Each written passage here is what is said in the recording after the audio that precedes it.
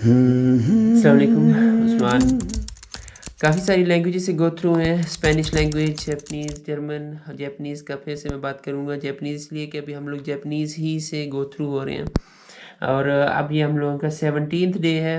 हम लोगों ने इसके हिरागाना कैरेक्टर्स को स्टडी किया, काताकाना को स्टडी किया, कुछ बेसिक सेंटेंसेस, कुछ बेसिक फ्रेजेस वर्ड्स स्टडी किए और अब हम लोग आगे कांजी सिस्टम के ऊपर इसके कुछ बेसिक कैरेक्टर्स को हम लोग स्टडी कर लेंगे। कांजी सिस्टम है, आप लोग कह सकते हैं कि ये चाइनीज़ कैरेक्टर्स से इन्होंने लिए हैं वर्ड्स जो इस्तेमाल होते हैं अमूमन जैपनीज़ लैंग्वेज के अंदर और ये अमूमन इसम या नाम के साथ इस नाम के लिए इस्तेमाल होते हैं, नाउन्स या नेम्स के साथ। और ये और हिरागाना कैरेक्टर्स अमूमन ही आप लोगों को सेंटेंसेस बनाते हुए उनके अंदर नज़र आएंगे। तो कांजी कैरेक्टर्स बहुत ज़्यादा हैं।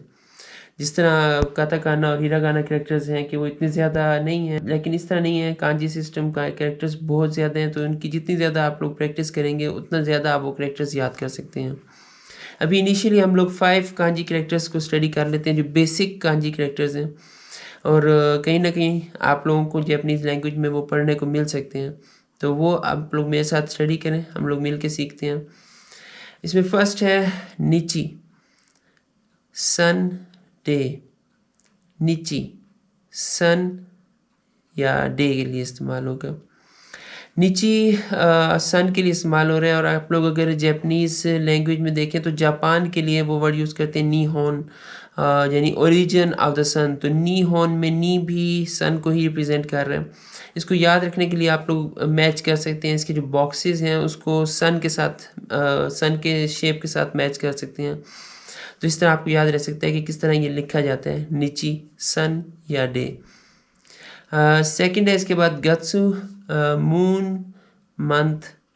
गत्सु, मून, मंथ। इसको याद रखने के लिए एक चीज़ आप लोग कर सकते हैं कि इसकी साइड की जो टेढ़ी सी लाइन है उसको हलाल के चांद के साथ, क्रिसेंट मून के साथ मैच कर सकते हैं कि टेढ़ी सी लाइन क्रिसेंट मून की तरह है। तो ये मून का वर्ड है, गत्सु, मून, मंथ। का, फायर। का, फायर। इस कैरेक्टर के ऊपर देखें तो ऐसा लगेगा आप लोगों को जैसे आग के शोले निकलते हुए लाइनें हैं इसके ऊपर। तो वो इस तरह आप लोग याद रख सकते हैं कि ये कैरेक्टर आप लोगों के जहन में बैठ जाए, का, फायर। जैपनीज़ कल्चर में आप लोग देखेंगे तो ये डिस्ट्रक्टिव और क्रिएटिव दोनों तरह की फोर्सेस के लिए इस्तेमाल हो जाते हैं और अमूमन उनके आर्ट और लिटरेचर में आप लोगों को ये कैरेक्टर, कांजी कैरेक्टर ये वाला का जो है ये नज़र आएगा। फिर इसके बाद है सुई, वाटर। सुई, वाटर। ये भी आप लोगों को उनके आर्ट और कल्चर में अमूमन ये वर्ड ये कैरेक्टर नज़र आएगा।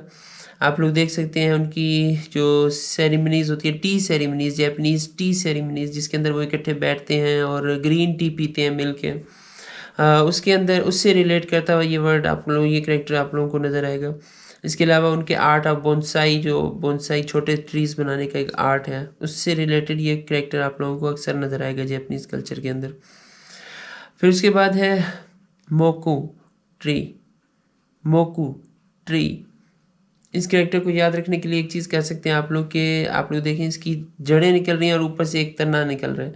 ज़मीन के नीचे जड़ें हैं 3 और उसके ऊपर एक तना है। तो ये ट्री की तरह का एक कैरेक्टर है, ट्री की शेप दे रहा है ये कैरेक्टर।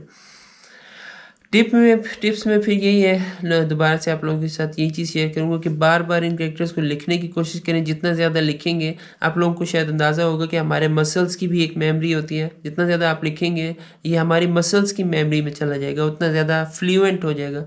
आप लोगों को दिमाग नहीं लगाना पड़ेगा, बस आपका हाथ वो काम करता जाएगा और आप लोगों की प्रैक्टिस स्ट्रांग होती जाएगी। तो प्रैक्टिस करें ज़्यादा से ज़्यादा। इनके जैपनीज़ कल्चर को स्टडी करें। जैपनीज़ कल्चर देखेंगे तो अक्सर आप लोग इन कैरेक्टर्स से गो थ्रू बार बार होंगे और आप लोगों के जहन में ये बातें बैठ जाएंगी कि ये कैरेक्टर्स कहाँ पे क्या कैरेक्टर इस्तेमाल होते हैं। तो जैपनीज़ कल्चर को ज़्यादा से ज़्यादा स्टडी कर सकते हैं आप लोग। और ये जो निमोनिक्स बताए हैं, इन निमोनिक्स को स्टडी करें। इन निमोनिक्स को अपने जहन में बिठाएं किसी तरह से और जोड़ें, लिंक जोड़ें कि कौन सी चीज़ किस कैरेक्टर से, आपकी जो याद है आपको चीज़ें वो किस कैरेक्टर से मैच कर रही हैं। तो इस तरह आप लोगों को जैपनीज़ लैंग्वेज के जो कैरेक्टर्स हैं ये याद होते जाएंगे। जज़ाकल्लाह खैर।